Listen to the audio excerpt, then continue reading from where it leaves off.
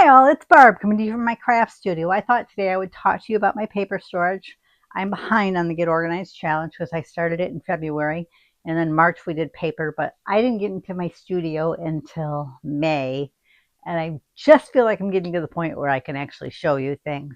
My paper is back here. It's in two 8-cube calyx units from IKEA. I then use Totally Tiffany paper handlers to store my paper. So these are the Totally Tiffany paper handlers. So I have, there's like a cube per color. And Tiffany's system does 4 sections. It does alphabet and numbers, which you don't really use in paper. Themes, A to Z, you create your own themes that's based upon what you craft. My themed paper is right here. It's in those first 2 cubes. And then there's season, which my seasonal paper is in a couple other places. I will show you that later. This is basically my rainbow paper. For my rainbow paper, Tiffany recommends putting all sizes together, which I kind of do, but I do a little different too. I've got my 8.5 by 11 first. And then I'm not going to put them back in the cube after I pull them out. I'll put them back in later. And then I do my 12 by 12. This is like my unnamed 12 by 12. I like to use these paper sleeves. I found them on Amazon. They're by a company called Checkout Store, they also have their own website. And I keep one of Tiffany's Scrap Masters at the front of each section where I keep my scraps. I know some people like to store their scraps together, and if you're using them, great, keep it that way. But I tend to pull paper first, so if I come over to my paper and my scraps aren't here, I'm not going to use my scraps. So I keep my scraps in the Tiffany paper Scrap Master, I'm sorry. And it has like a big 12 by 12 kind of pocket here. Now, these are hard to keep a whole sheet of 12 by 12 in. That's why, but it's great for scraps. So I put my bigger scraps in the front pocket. Then I usually reserve this one for 6 by 6, but there are some smaller ones in here. And these are 4 by 6 and less. And then this is 6 by 12 and less. If they fit in one of these pockets, I usually go with this. I reserve the back of it for any double-sided scraps because I usually use double-sided paper for specific purposes, so I like to have it separated. So that's what I do with my scraps. So if I'm just looking for a small piece, I look here first. Now, if I'm looking for a very specific color of paper, I have a lot of, I think it's basil cardstock. Yeah, this is my dotted Swiss ballet color. I keep those scraps for that paper right here. That way, if this is color pink I know I want, and I can get by with a scrap, I know right where it's at. So then I go into my named colors of name brands. Like, it's mainly for me basil, but there's a little bit of Stampin' Up in there and other name brands. I only do separate them there if they have a named color on them and I know what color it is. Then I separate them. And then I do my pattern paper next, which I subdivide my pattern paper down. I have my pattern paper. I mainly keep cardstock. I don't really like thin paper. So I don't get much of that. I have a little bit, but not a whole lot. But like I have my double-sided up front, and then I have paper with dots, floral paper, because I don't consider floral a theme. I do have a little bit of like a garden area, but that's mainly embellishments, and I would use it for a different type of purpose than I would just floral paper. lots of floral in there. It looks like maybe this one, I must have two for pink. And then I've got plaid, stripes, wood, and then I have a category called the rest. That means any other pattern that doesn't fit those patterns that I mark off special. Tiffany says no miscellaneous, but that's the only place I really use miscellaneous, and it is already separated by color, so it's not just like a miscellaneous category. It's just paper that doesn't fit any of those. Usually I only have one or two sheets of it, so I don't want to give it its own category. Your categories, if you want to separate down that far, would be very different than mine. You may not even want to, you know. And then I have my specialty paper. And that's like foil, glitter. I'm trying to think what else is in there. I think I have pearl paper in there, mulberry. I think I have vellum there.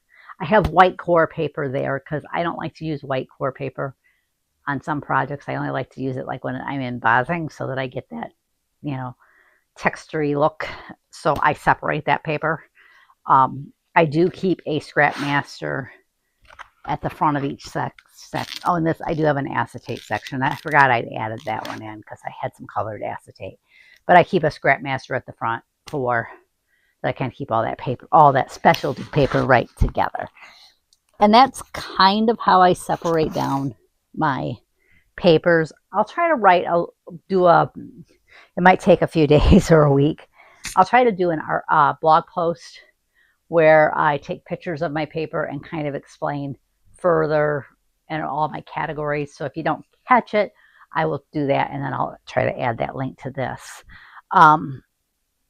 That is pretty much the rainbow and seasonal paper. I'll be right back. Okay, more of my paper storage.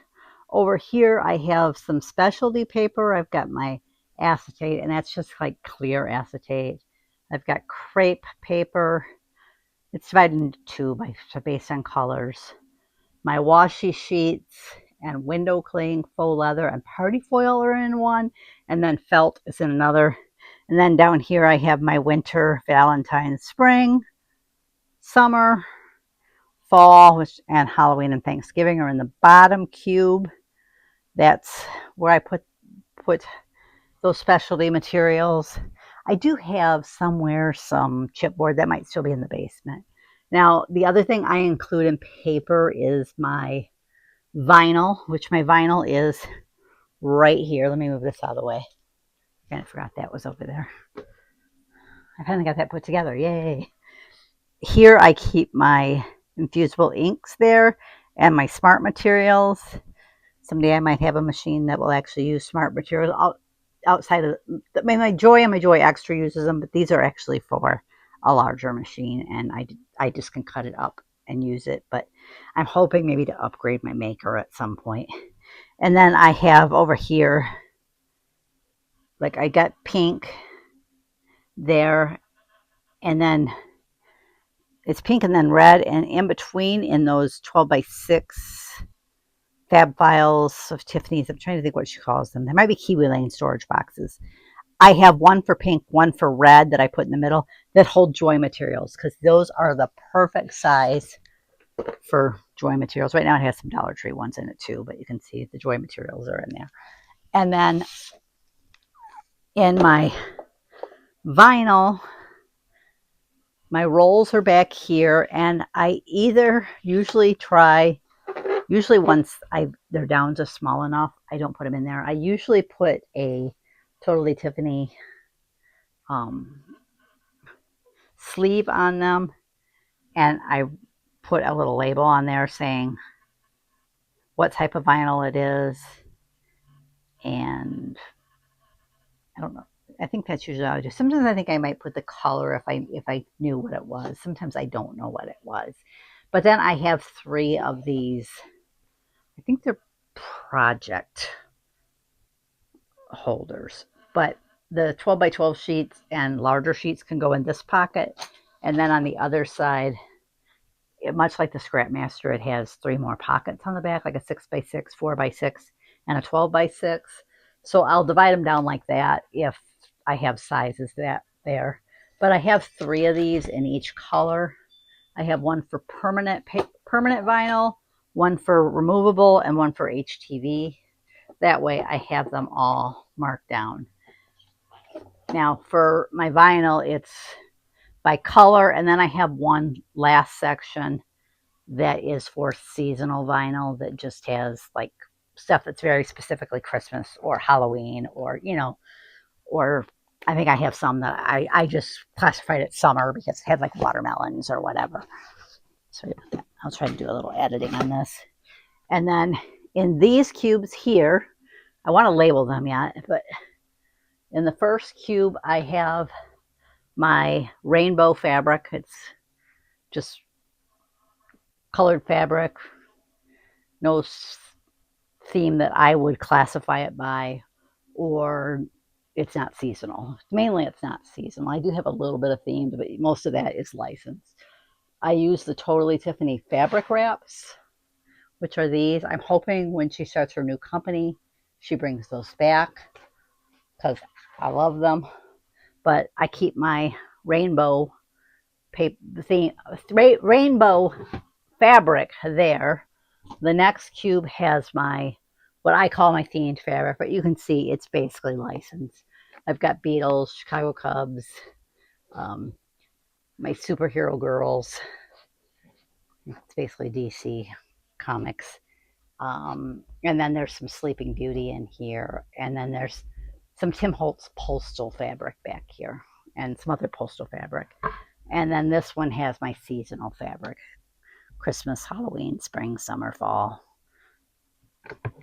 The other one has my daughter's fabric in it that I just wanted to keep separate so I don't accidentally use their fabric. And then I've got my fat quarters here, and they're filed by rainbow and season. I think there is one labeled themed. I did it much the same as I did the regular fabric. It's mainly by rainbow.